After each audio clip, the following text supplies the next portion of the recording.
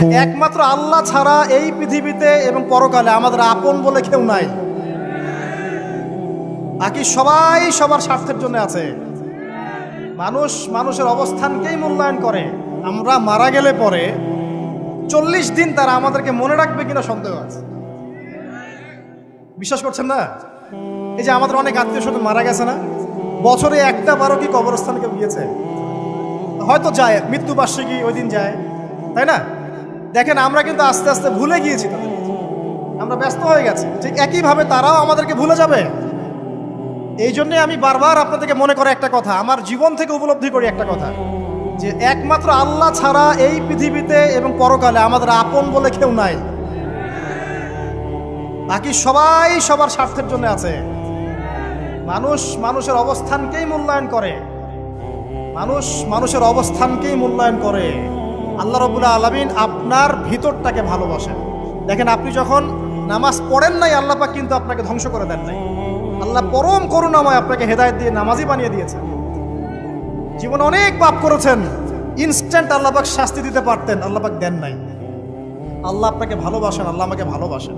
আল্লাহ পাকের এই ভালোবাসার ঋণটা শোধ করার জন্য হলেও নামাজি হয়ে যান, আল্লাহর পথে ফিরে আসেন, দিনের জন্য কিছু করেন, দিনের ফিকির করেন, পড়াশোনা করেন।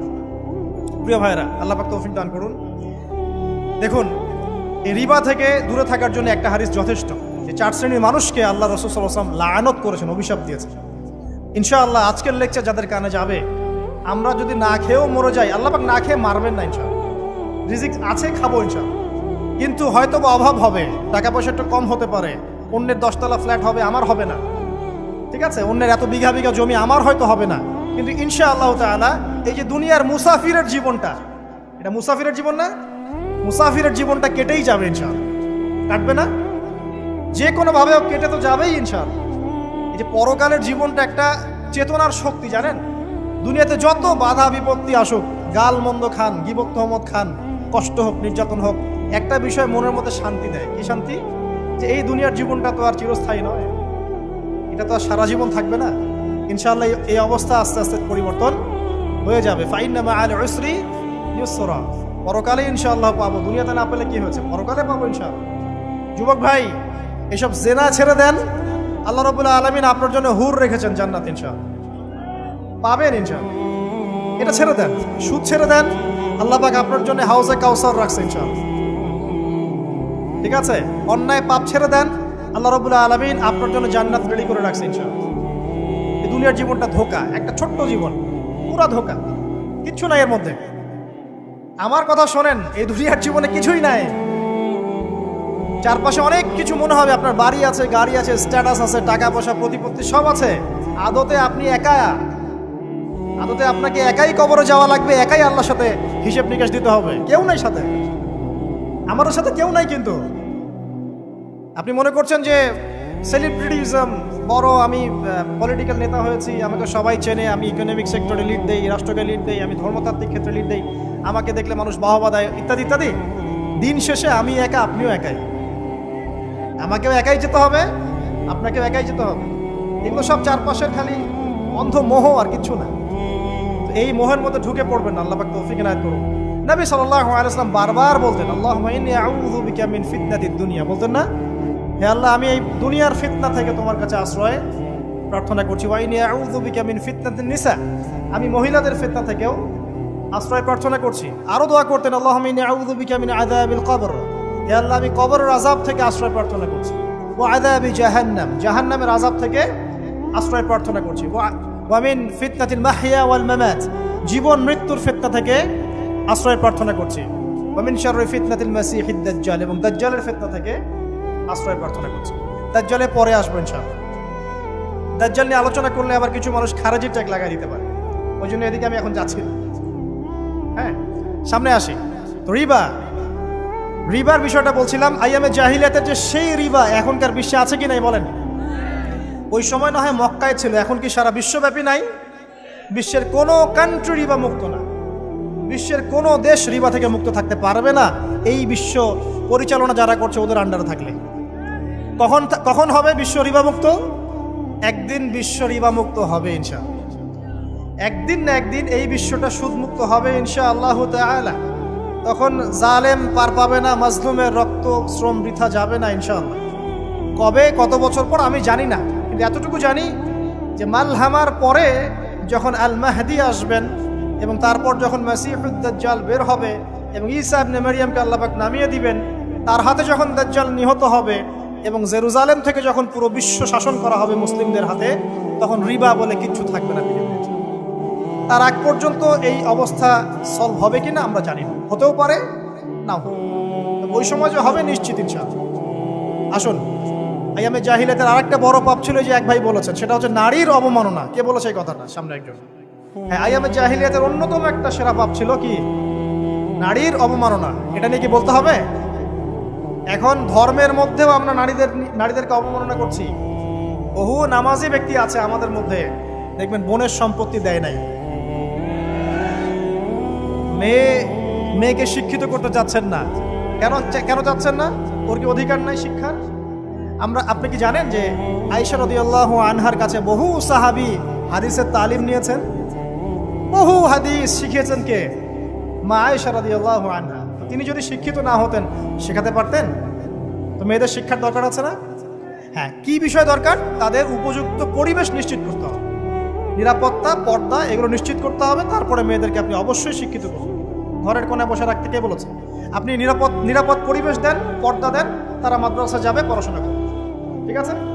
আল্লাহ পাক আমাদের মা বোনদেরকে শিক্ষিত করার তৌফিক দান করুন, আমিন। ভালো ভালো কোয়ালিটি সম্পন্ন মহিলা মাদ্রাসা গড়ে তোলেন। আর মেয়েরা যদি শিক্ষিত না হয় তাহলে আমাদের বাড়ির বউরা শিক্ষিত হবে। আর বউ শিক্ষিত না হলে আপনি একা শিক্ষিত হয়ে লাভ নাই। তখন ওই যে বললাম টর্চার সেল, ওই টর্চার সেলে ঢুকতে হবে আর কি। কথা বুঝতে পারছেন না? আগে বিয়ে শাদী করেন, বুঝবেন ইনশাআল্লাহ। যারা করেছেন তারা অলরেডি হাসছে যে মিটমিট করে দেন। ঠিক আছে? আচ্ছা, সামনে আসেন।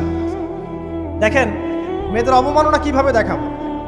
সবচেয়ে বড় অবমাননা হচ্ছে ওদের দেহটাকে আমরা এখন পণ্য বানিয়েছি। এই যে পর্নোগ্রাফি দেখেন, এই মেয়েগুলোর ইজ্জতের কোনো দাম নাই।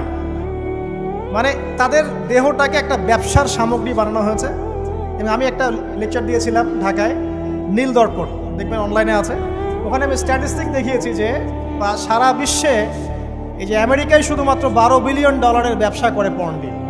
এটা একটা ব্যবসা, একটা ইন্ডাস্ট্রি। যেমন ফিল্ম ইন্ডাস্ট্রি আছে, তারপরে গানের ইন্ডাস্ট্রি আছে না, এরকম একটা ইন্ডাস্ট্রি হচ্ছে এই পর্ন ইন্ডাস্ট্রি। এখানে সবাই অ্যাক্টর অ্যাক্ট্রেস, এরা হচ্ছে অভিনেতা অভিনেত্রী। এখানে যা দেখানো হয় এগুলো কিন্তু রিয়েল না, বাস্তব না, সব ফেক। বুঝতে পারছেন না কথা? এগুলো অভিনয়, এগুলো ফেক। এবং এটা একটা ইন্ডাস্ট্রি, এর মধ্য দিয়ে মেয়েদের দেহটাকে পণ্য বানিয়ে সারা বিশ্বে ব্যবসা করছে। এবং এর একটা অন্যতম উদ্দেশ্য হচ্ছে মুসলিম যুবকদের ঈমান যেন নষ্ট করা যায়। কারণ মুসলিম যুবকদের ঈমান চলে গেলে তারা নিশ্চিন্ত যে ওদের পথে আর কেউ বাধা নাই। কারণ ওদের এই জুলুমের পথে বাধা যদি কেউ দিতে পারে তাহলে কারা দিবে? মুসলিমরা। আর মুসলিমদের মধ্যে সবচেয়ে শৌর্য কাদের মধ্যে থাকে? যুবকদের মধ্যে। যুবকদের ঈমান যদি চলে যায় তাহলে এদের আর কোনো সমস্যা নাই। এই বিষয়টা খেয়াল করবেন যে এটা একটা ইন্ডাস্ট্রি। সো এখানে আমরা মেয়েদের দেহটাকে আমরা কি বানিয়েছি? পণ্য বানিয়ে দিয়েছি। আর এখন তো চলছে কাপড় খোলা সংস্কৃতি। প্রত্যেকটা সেক্টরে আপনি গিয়ে দেখবেন মেয়েদের ইজ্জত, সম্মান, আব্রুটাকে উন্মুক্ত করে এটাকে দিয়ে আমরা বিজনেস করছি। এটা একটা বিজনেস। এখানে সমাধান কি? সমাধান আয়েশা রাদিয়াল্লাহু আনহা। সমাধান কে? সমাধান ফাতিমা রাদিয়াল্লাহু আনহা। সমাধান কে? সমাধান খাদিজা রাদিয়াল্লাহু আনহা। আমাদের মা, আমাদের বোন, আমাদের স্ত্রীদেরকে তাদের মতো করে মানুষ করতে হবে, গড়ে তুলতে হবে ইনশাআল্লাহ। দেখবেন নারীর সত্যিকারের সম্মান নিশ্চিত হবে ইনশাআল্লাহ। ইসলাম কি কখনো বলেছে যে মেয়েরা কাজ করতে পারবে না, পড়াশোনা করতে পারবে না ইত্যাদি? এই নাস্তিকরা তো ঠুনকো যুক্তি দিয়ে আক্রমণ করে। কে বলেছে? সমস্যা এমন ইসলামিক স্টেট আছে যেখানে একটা স্টুডিও, মনে করি স্টুডিও, ছবি তোলা হয়, কথার কথা, সেখানে সব কর্মী মহিলা, কোনো পুরুষ নাই। একটা মাদ্রাসা, সমস্ত কর্মী মহিলা, কোনো পুরুষ নাই। একটা স্কুল, সবাই মহিলা, কোনো পুরুষ নাই। ওখানে মেয়েরাই পড়ে, মেয়েরাই শেখায়। জায়েজ না জায়েজ বলেন? একটা নিরাপদ পরিবেশে যদি মেয়েরাই মেয়েদের দায়িত্ব নিয়ে পড়াশোনা করায়, ব্যবসা করে, অন্য কিছু করে, জায়েজ না জায়েজ? তাহলে পরিবেশ নিশ্চিত করাটা হচ্ছে চ্যালেঞ্জ। ইসলাম বলছে না যে আপনি তাকে একদম অজ্ঞ করে রেখে ঘরের কোণে ফেলায় রেখে দেন, তাকে আপনি পড়াশোনাও শেখাবেন না, সম্পত্তির অধিকারও দিবেন না, কিছুই না। এগুলো ইসলাম কখনো বলেনি। বলেছে? আরে বোকা মানুষ! রাসূলুল্লাহ সাল্লাল্লাহু আলাইহি ওয়াসাল্লামের সময় তো মহিলা সাহাবীরা উহুদের যুদ্ধ করেছে। কি শুনলেন? রাসূল সাল্লাল্লাহু আলাইহি ওয়াসাল্লামের সময় মহিলা সাহাবী উহুদের যুদ্ধও করেছে। উহুদের যুদ্ধের নাম শুনেছেন? ওখানে মহিলা সাহাবীও ছিল তীরন্দাজ। তাহলে মহিলাটা কি করে নাই নবীর যুগে? খাদিজা রাদিয়াল্লাহু আনহা যত বড় ব্যবসায়ী ছিলেন, এখন এত বড় ব্যবসায়ী পাবেন? কোন মেয়ে আছে এত বড় ব্যবসায়ী? উসমান রাদিয়াল্লাহু আনহু যত বড় বিজনেসম্যান ছিলেন, এখন এত বড় বিজনেসম্যান আছে? তো কি ছিল না সেই স্বর্ণ যুগে? ওই স্বর্ণ যুগের সুন্নতি আমাদেরকে আমল করতে হবে। আল্লাহ পাক তৌফিক এনায়েত করুন, আমিন। প্রিয় মা ও বোনেরা, পর্দা ছাড়বেন না। আপনাদের জন্য 4টা কাজ: স্বামীর আনুগত্য করা, লজ্জাস্থানের হেফাজত করা, আপনার 5 ওয়াক্ত সালাত ঠিকঠাক মতো আদায় করা এবং রমজান মাসে সওম রাখা। নবীজি বলেছেন সাল্লাল্লাহু আলাইহি ওয়াসাল্লাম, জান্নাতের যে কোনো দরজা দিয়ে ইচ্ছা আপনি প্রবেশ করতে পারবেন। আপনার জন্য সহজ। আর স্বামীর আনুগত্য বলতে আমি বুঝাইনি স্বামীর দাসত্ব করতে হবে, এটা বলিনি। এখনকার কিছু ফ্যামিলিস্ট মেয়ে আছে, ওরা আনুগত্য শব্দ মনে হয় যে দাসত্ব বলে। আনুগত্য দাসত্ব এক জিনিস না। আনুগত্য কি? স্বামী কোরআন সুন্নাহর অনুকূলে কোনো কথা বলেছে, আপনি মানবেন। স্বামী বলছে পর্দা করো, তোমাকে ভালোবেসে বলছি তুমি পর্দা করো, তুমি আমার অনেক প্রিয় একজন মানুষ, তুমি বেপর্দায় বাইরে যাবা, লোকজন দেখবে, কেমন হয়? ঠিক আছে, তোমাকে তো আমিই বিয়ে করেছি, তুমি আমার, মানুষ তোমাকে দেখবে কেন? ঠিক আছে, তো এখন স্বামী ভালো কথা বলেছে, আপনি শুনলেন, এটা আনুগত্য।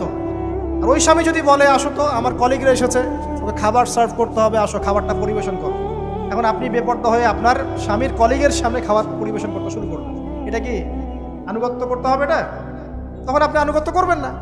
সিম্পল, কোরআন সুন্নাহর অনুগত কাজে আপনি স্বামীর আনুগত্য করবেন, বিপরীতে গেলে আপনি করবেন না। স্বামীর আনুগত্য মানে স্বামীর দাসত্ব নয়।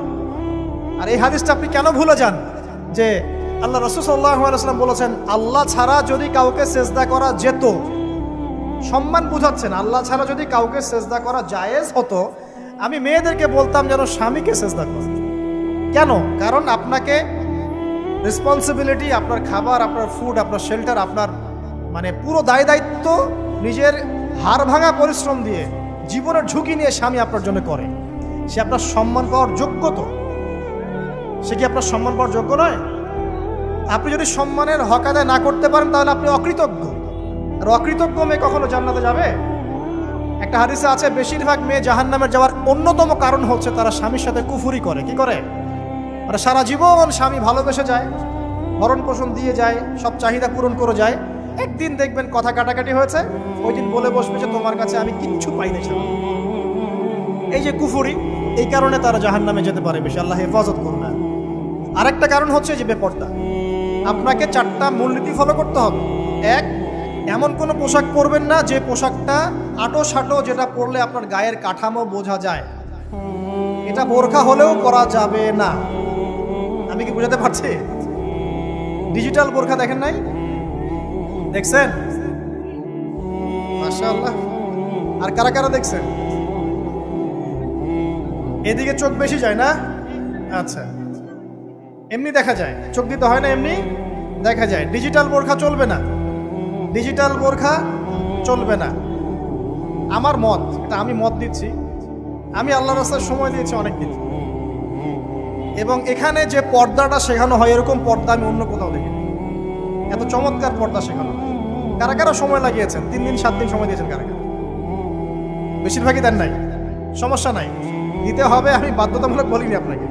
বলেছি এখানে পর্দা শেখানো হয়, চমৎকার পর্দা শেখানো হয়, যে এখানে চোখটা পর্যন্ত তাদের ঢেকে রাখার তালিম দেওয়া হয়।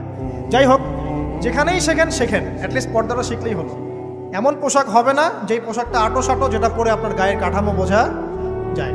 2 নম্বরে এমন পোশাক পরা যাবে না যেই পোশাকটা পরলে বাহির থেকে ভিতরের অঙ্গ দেখা যায়। দেখেছেন? দেখেন নাই? দেখছেন হুজুর? আচ্ছা, আপনারা তো সব দেখেন দেখি। তারপরে 3 নাম্বার, এমন পোশাক পরা যাবে না যেটা অমুসলিমদের সাথে সাদৃশ্য আছে। কথা বুঝতে পারছেন? অমুসলিমদের ধর্মীয় বিষয়ের সাথে সাদৃশ্য আছে এমন পোশাক মুসলিম মেয়েদের পরা যাবে না। এর মানে এই নয় যে অন্য ধর্মকে আপনি আক্রমণ করবেন, এটাও নয়। যে যার ধর্ম তাদের স্বাধীনতা মতো পালন করবে। মুসলিমরা বাধা দিবে না। মুসলিমরা দাওয়াত দিতে পারে। কি করতে পারে? দাওয়াত দিতে পারে যে ভাই, যে লা ইলাহা ইল্লাল্লাহর কনসেপ্ট আপনাকে বুঝাচ্ছি, আল্লাহ ছাড়া কোনো মাবুদ নাই, মুহাম্মদ সাল্লাল্লাহু আলাইহি ওয়াসাল্লাম সর্বশেষ রাসূল, এই কোরআন পড়ুন, হাদিস পড়ুন, দেখুন এটাই হচ্ছে মানবতার মুক্তির সনদ। এরপর যদি সে ইসলাম কবুল করে আলহামদুলিল্লাহ, যদি না করে এর হিসাব কে দিবে? সে নিজে দিবে। এর হিসাব কি আমাকে দেওয়া লাগবে? দেওয়া লাগবে না। তো অমুসলিমদের সাথে সাদৃশ্য আছে এমন পোশাক চলবে না। আর 4 হচ্ছে পুরুষরা মেয়েদের পোশাক পরতে পারবে না, মেয়েরা পুরুষদের পোশাক পরতে পারবে না। জি, আপনাদেরকেই বলছি, আপনারা জিন্স পরতে পারবেন না, মেয়েদেরকে বলছি, এবং টি শার্ট পরতে পারবেন না। আপনারা ওই যে যা ইচ্ছা তাই ড্রেস পরে বলবেন যে 1000 বছরের সভ্যতা সংস্কৃতি, এসব বাজে কথা চলবে না এখানে। এটা 1000 বছরে কোনোদিনও আমাদের দাদা নানিরা এগুলা কখনো পরে নাই। করছে? আপনার দাদি কখনো ওইরকম পরছিল শাড়ি? তো যে বললো 1000 বছর থেকে পরে আসতেছে নাকি? সুবহানাল্লাহ। তো এখানে বিষয়টা হচ্ছে পুরুষ মেয়ের পোশাক পরতে পারবে না, মেয়ে পুরুষের পোশাক পড়তে পারবে না। আমি খুব সংক্ষিপ্ত করে আপনাকে কোরআন সুন্নাহ থেকে 4টা মূলনীতি বলে দিলাম। এই 4টা মূলনীতি কোরআনেও আছে, হাদিসেও আছে। আসেন, এই যে নারীর অবমাননা, এই বিষয়টা আইয়ামে জাহিলিয়াতে যেমন ছিল, এখন দেখবেন আরো বড় পরিসরে এসেছে। আসে নাই? এই যে ফ্যাশন শো, দেহের প্রদর্শনী, বিভিন্ন ফিল্মস দেখবেন, ফিল্ম ইন্ডাস্ট্রিজে দেখবেন, মিউজিকে দেখবেন, পর্নে দেখবেন, মেয়েদের দেহটাকে নিয়ে ব্যবসা করা হচ্ছে। আগে তো না হয় কন্যা সন্তান হলে জীবন্ত পুঁতে ফেলতো নাকি? এখন যদি গর্ভের বাচ্চা মেয়ে জানে, অনেকে আগেই মেরে ফেলে। বুঝেন নাই মনে হয়? অনেকে যদি জানে যে গর্ভে মেয়ে সন্তান আছে, আগেই মেরে ফেলে। এমন অনেক দেশ আছে, আমি নাম বলছি না দেশের সঙ্গত কারণে, যে সেই দেশে এরকম মেয়ে সন্তানকে এই যে খালাস করে ফেলার, নষ্ট করে ফেলার, ভ্রূণ নষ্ট করার আলাদা ক্লিনিক আছে, আলাদা হসপিটাল আছে। বলে নাউজুবিল্লাহ। তো আসলে ওই 1450 বছর আগের মানুষটা বেশি বর্বর ছিল না আমরা বেশি বর্বর? এই অধিকারের কথা বলে বলে আমরা মেয়েদের দেহটাকে নিয়ে এখন মস্করা করছি, তামাশা করছি। সবচেয়ে সেরা অধিকার কোথায় পাবে? কোরআনে পাবে, হাদিসে পাবে, ইসলামে পাবে। তার পর্দা নিশ্চিত হবে, দেহ সেফ থাকবে, তার ইজ্জত নিশ্চিত হবে, ইজ্জত সেফ থাকবে, তার সম্মান সেফ থাকবে, তাকে রাজরানীর মতো স্বামী বাসায় রাখবে, কারণ সে হচ্ছে তার কাছে সবচেয়ে মূল্যবান প্রিয় বস্তু। শুধু তাই নয়, সম্পত্তির অধিকার তাকে দিতে হবে। একজন মেয়ে তার ভাইয়ের সম্পত্তি পাবে, তার বাবার সম্পত্তি পাবে, তার স্বামীর সম্পত্তি পাবে, সব দিক থেকে সে সম্পত্তি পাবে। আর একজন ছেলে কিন্তু সব দিক থেকে সম্পত্তি পাবে না। এই বিষয়গুলো যখন এক শ্রেণীর মানুষ বোঝে না, তখন ইসলামের বিরুদ্ধে অহেতুক প্রপাগান্ডা চালানো শুরু করে। সবচেয়ে সেরা সম্মান রক্ষার উদাহরণ দেয়া হয়েছে ইসলামে, কোরআনে এবং হাদিসে। এই কথাটা আপনাদের মা বোনদেরকে বোঝাবেন, তবে নম্রতার সাথে বোঝাবেন, কারণ উচ্চবাচ্য করলে তারা কথা শুনবেন। আল্লাহ রাসূল সাল্লাল্লাহু আলাইহি ওয়াসাল্লাম বলেছেন, কিছুটা বাঁকা হাড় দিয়ে তাদেরকে তৈরি করা হয়েছে। যদি আপনি শক্ত করে চাপ দিতে যান তাহলে ভেঙে যাবে, আর যদি আপনি ওই অবস্থায় ছেড়ে দেন তাহলে বাঁকাই থেকে যাবে। এখানে আপনাকে হিকমা অবলম্বন করতে হবে। আল্লাহ পাক তৌফিক দান করুন। একটা বিষয় বলছিলাম, ওই যে শিরকের পাপ এখন গ্লোবালাইজেশন হয়েছে না, ওই সুদের পাপ এখন গ্লোবালাইজেশন হয়েছে না। গ্লোবালাইজেশন বোঝেন? মানে বিশ্বায়ন, পুরো বিশ্বে ছড়িয়ে পড়েছে না। আরেকটা হচ্ছে এই যে মেয়েদের অবমাননা, এটা সারা বিশ্বে ছড়িয়ে পড়ে নাই? আচ্ছা, আর দুটা বলবো, এরপর বলে আমি শেষের দিকে যাচ্ছি। আসা, একটা হচ্ছে মাদক। আইয়ামে জাহিলিয়াতের অন্যতম সেরা পাপ ছিল কি? মাদক। ওই যে বলছেন জাহিলি যুগ, কেন বলছেন জাহিলি যুগ? বিকজ ওইখানে মাদক খেত মানুষ বেশি। এখন বলেন, ওখানে না হয় মক্কায় মাদক খেত মানুষ, এখন সারা বিশ্বে মাদক ছড়িয়ে পড়ে নাই? বেশি না কম? এখন এই যে নতুন নতুন মাদক আসছে, ইয়াবা, আরো নাকি কি কি আসছে নতুন নতুন, আমরা নামও জানি না। এই যে গাজার নাম জানি, ফেন্সিডিলের নাম জানি, আর কি কি আছে, হিরোইন বলেন, আর দু একটা, আফিম, আর কি আছে? হ্যাঁ, রেন্ডি, সুবহানাল্লাহ, এই নামও কখনো শুনি নাই আমি। আচ্ছা শোনেন, বিষয়টা হচ্ছে, দেখুন এই বিষয়টা কি হালাল না হারাম? আচ্ছা, এটাকে যদি আমরা হালাল করে নেই তাহলে কি হবে? কুফরি হবে না শিরক হবে? শিরক কুফর দুটোই হচ্ছে। কিন্তু এখন মক্কার কিছু মানুষ মাদক খেয়েছে বুঝলাম, আল্লাহ রাব্বুল আলামিন ধাপে ধাপে এখান থেকে বের করেছেন। প্রথমে বলেছেন মদ খেয়ে নামাজের ধার কাছে যেও না। হ্যাঁ, তারপরে বলেছেন এই যে মাদকে কিছুটা উপকার আছে কিন্তু বেশি ক্ষতি। তারপর বলেছেন খেয়ে নামাজের কাছে যেও না। তারপর ধাপে ধাপে শেষের দিকে এসে আল্লাহ পাক বলেছেন যে এটাকে ছেড়ে দাও। সূরা মাইদায় পড়ে দেখেন, এটা শয়তানের কাজ। তখন সাহাবায়ে কেরাম রাদিয়াল্লাহু আনহুম পুরোপুরি মাদক থেকে নিজেদেরকে মুক্ত করলেন। এরপরে কি কখনো তারা মাদক ছুঁয়েও দেখেছেন? বরং মাদকদ্রব্য সেবন করলে 40টা লাঠি বেত্রাঘাত করতে হয় ইসলামিক শাস্তি। কয়টা লাঠি? আর উমর রাদিয়াল্লাহু আনহুর সময়ে 40 লাঠিকে বাড়িয়ে 80 লাঠি করা হয়েছে। কত লাঠি? 80 লাঠি। কিন্তু আরো একটা পাপের শাস্তি আছে, বলবো? অপবাদ। এখন যেটা বেশি দেওয়া হয়, অপবাদ, মিথ্যা অপবাদ, সতী সাদী নারীর উপরে মিথ্যা অপবাদ, এর শাস্তি হচ্ছে 80 লাঠি। আবার 100 লাঠির শাস্তি আছে, 100 লাঠি। এটা কিসের জানেন? জিনা। জিনা এই যে যারা করছেন, এর শাস্তি হচ্ছে 100 লাঠি। তাও জনসমক্ষে দিতে হবে, গোপনে না। আর 1 বছরের জন্য এলাকা ছাড়া করতে হবে। রজম একটা শাস্তি আছে, রজম। এটা কি? রজম মানে পাথর নিক্ষেপ করে হত্যা। এটা তো বর্বর, তাই না? অমানবিক, মধ্যযুগীয়। এসব কথা শুনছেন না? শোনেন, কিছু কিছু বিষয় আছে যে বিষয়গুলো করার পরে এই পৃথিবীতে মানুষ বেঁচে থাকার অধিকারটা হারিয়ে ফেলে। কথা বুঝতে পারছেন না? কিছু কিছু পাপ আছে, এগুলো করলে পরে মানুষ এই পৃথিবীতে বেঁচে থাকার অধিকারটা হারায় ফেলে। যেমন কোনো বিবাহিত ব্যক্তি যদি জেনা করে, নাউজুবিল্লাহ, কোনো ছেলে যদি কোনো ছেলের সাথে যৌন সম্পর্ক করে, সমকামী করে, বা এটাকে যেটা গে মানে যেটা কি বলে, সমকামিতা, ঠিক আছে, এই কাজ যদি কেউ করে, নোংরা কাজ যদি কেউ করে, কোনো মেয়ে যদি কোনো মেয়ের সাথে এরকম কোনো কাজ করে, একই পাপ। এইসব পাপ করলে পরে এই পৃথিবীতে বেঁচে থাকার অধিকারটা সে হারিয়ে ফেলে। কথা কি বুঝতে পারছেন? আচ্ছা, তখন শাস্তি হচ্ছে আল্লাহ রাব্বুল আলামিন পাথর নিক্ষেপ করে হত্যা করতে বলেছেন। কারণ হচ্ছে সে এত গর্হিত একটা কাজ করেছে যেটা এই শাস্তি পাওয়ার সম্পূর্ণ যোগ্য। এবং কওমে লূত নামে যে কওম ছিল, ওই কওমটাকে আসমানে উঠিয়ে আল্লাহ পাক পাথর বর্ষণ করে এভাবেই শেষ করে দিয়েছে।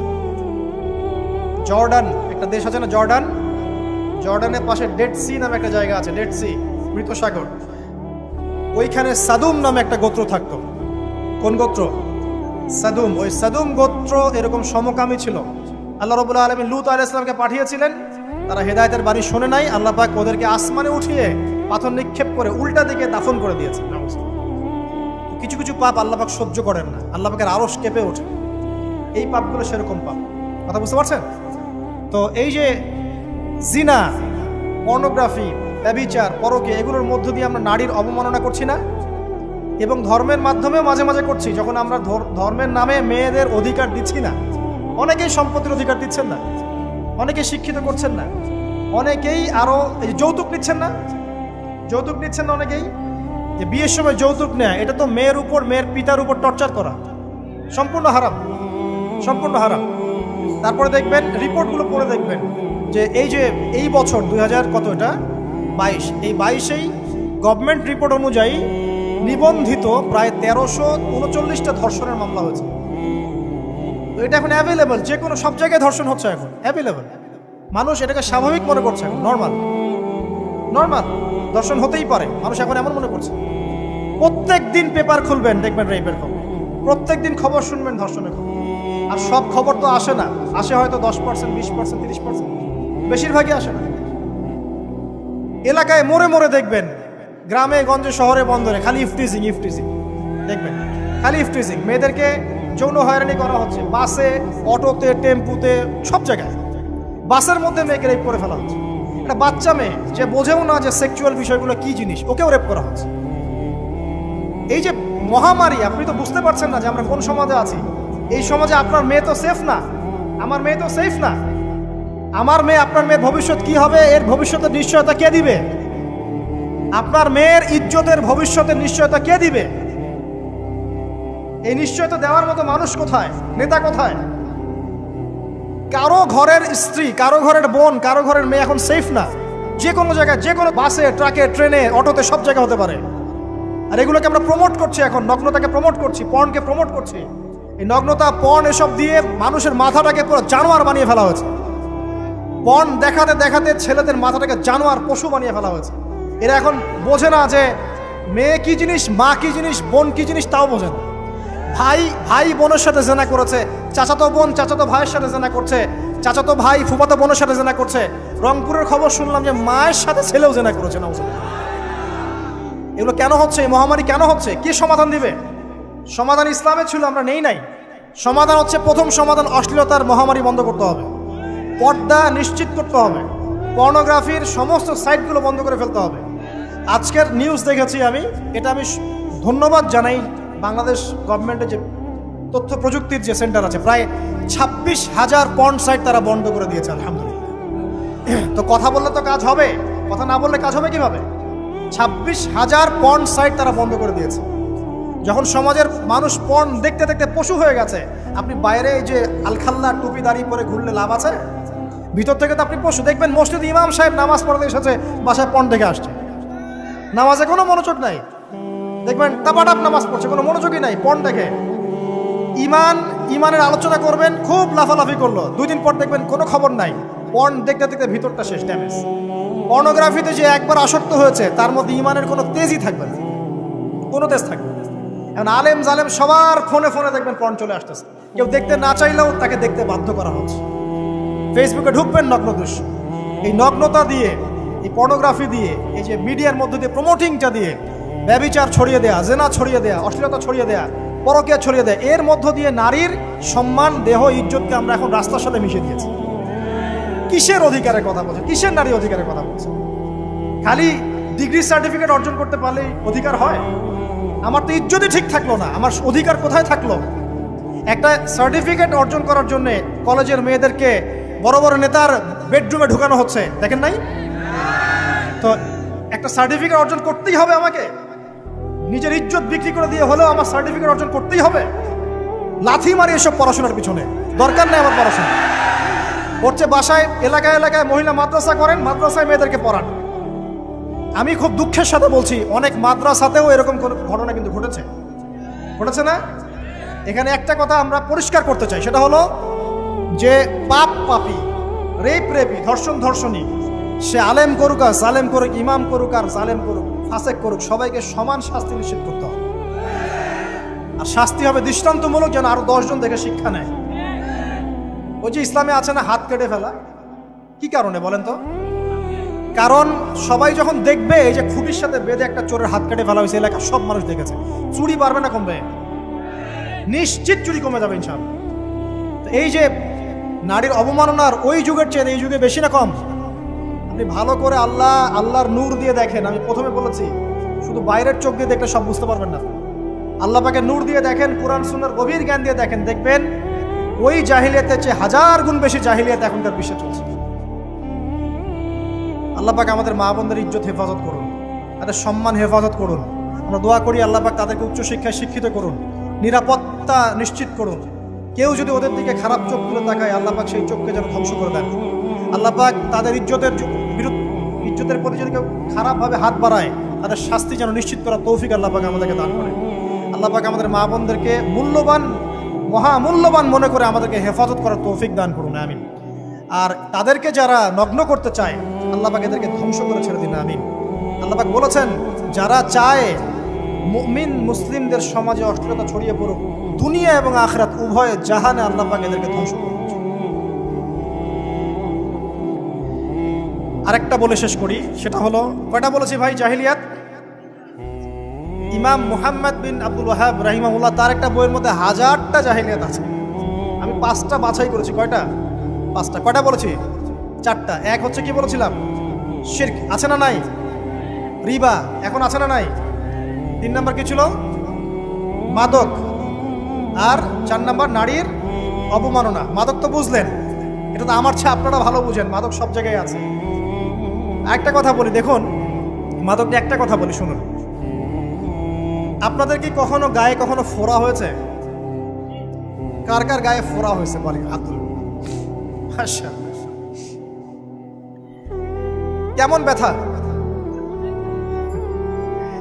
ফোড়া ফেটে গেলে কি বের হয়? রক্ত আর পুঁজ বের হয়, তাই তো? তো নবী সাল্লাল্লাহু আলাইহি ওয়াসাল্লামকে সাহাবীরা পরে জিজ্ঞাসা করলেন, ইয়া রাসূলুল্লাহ, কোন পাপের কারণে তাদেরকে এই শাস্তি দেওয়া হচ্ছে? নবী করিম সাল্লাল্লাহু আলাইহি ওয়াসাল্লাম বললেন, তাদেরকে এই শাস্তি দেওয়া হচ্ছে একটা পাপের কারণে, সেটা হলো মাদক দ্রব্য সেবন করা। আর ওই পানীয়টার নামও নবীজি বলে গেলেন, তার নাম হচ্ছে তিনাতুল খাবাল। কি নাম? তিনাতুল খাবাল। এই তিনাতুল খাবাল মানে জাহান্নামীদের রক্ত এবং পুঁজ। এটা খেতে দেয়া হচ্ছে মাদকদ্রব্য সেবনকারীদের জন্য। আল্লাহ রাসূল সাল্লাল্লাহু আলাইহি ওয়াসাল্লাম বলেছেন, কোনো ব্যক্তি যদি মাদক সেবন করে তার 40 দিনের নামাজ কবুল হবে না। সে যদি আবার তওবা করে ফিরে আসে, আল্লাহ পাক মাফ করে দিবেন ইনশাআল্লাহ। যদি আবারও মাদক খায়, আবার 40 দিনের নামাজ কবুল হবে না। তারপর যদি আবার তওবা করে, আবার আল্লাহ মাফ করে দিবেন ইনশাআল্লাহ। তারপর যদি আবার মাদক খায়, আবার 40 দিনের নামাজ কবুল হবে না। তারপর যদি আবার তওবা করে, আবার আল্লাহ মাফ করে দিবেন। তারপরে যদি আবার মাদক খায়, তখন আল্লাহ রাব্বুল আলামিন তাকে তিনাতুল খাবাল পান করান। প্রিয় ভাইরা, আপনারা মুসলিম না? আমরা মুসলিম না? মুসলিম যুবকদের সবচেয়ে সেরা অস্ত্র হচ্ছে ঈমান এবং নৈতিকতা। অন্যরা জাহিলিয়াতের স্রোতে ভেসে যাক, মুসলিম তরুণরা কখনো জাহিলিয়াতে যাবে না ইনশাআল্লাহ। আমার সাথে ওয়াদা করেন যে কোনো প্রকার মাদকদ্রব্যের সাথে সংশ্লিষ্ট থাকবেন না। একটা সিগারেটেও কখনো টান দিবেন না। কারণ সিগারেটটা কি? সিগারেট আপনাকে আস্তে আস্তে অন্য মাদকের দিকে নিয়ে যাবে। সিগারেট খাওয়া শিখেছিস, এখন গাঁজাও খা। গাঁজা খাওয়া শিখলে এখন ওটা খা, এই করতে থাকে। এক পর্যায়ে আপনি এখান থেকে আর বের হতে পারবেন। এখানে আপনার দেহের ক্ষতি, আপনার মস্তিষ্কের ক্ষতি, আপনার পরিবারের ক্ষতি। এমন আপনি যদি পরবর্তীতে গিয়ে পরিবার গঠন করতে চান, আপনি সুখী পরিবারও গঠন করতে পারবেন না, কারণ ভিতর থেকে আপনি নিজেকে শেষ করে ফেলছেন।